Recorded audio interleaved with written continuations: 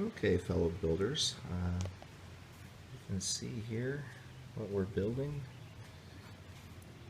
is a trailing edge support assembly, or Empennage trailing edge support assembly, ETES. And you see it's actually laser burned into the name ETS, or into the plate. Now in my case, the kit manufacturer shipped a lot of these parts in the wrong thickness. And this isn't actually a part that will be built into the plane. It's not structural in any way. What it's really used for is right here. It supports the trailing edge of the vertical stabilizer and presumably the horizontal stabilizer when I get to that part.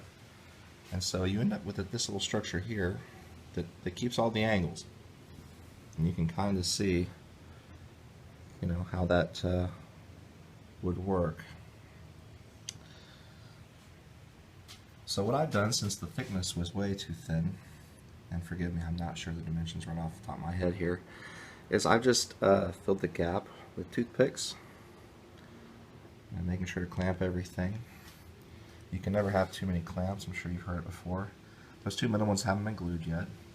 And you'll notice that is not T88 epoxy. Now I have two bottles of T88, and I've got a couple more over here that are about done in. T88 is tremendous, and it's the only thing I'll use on the plane itself.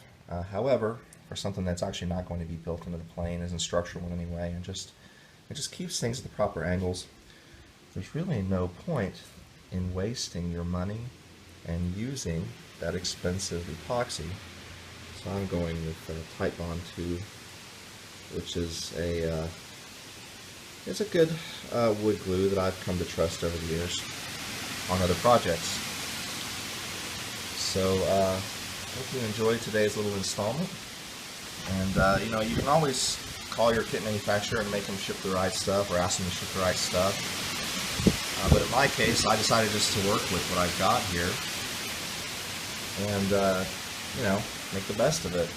I would rather my kit manufacturer was focused on building the prototype to this plane and not on trivial things like this that I can actually solve for myself. I actually enjoy puzzles like this. Yeah, they make the build more interesting. So anyway, I'll keep you posted. Okay, here's another shot just of the clamping arrangement. And then after all this sets up, I'll just clip those toothpicks out of the way, and then this piece here becomes the top face. Sorry, it's hard to hold everything and talk at the same time. I'll bring a tripod next time, guys.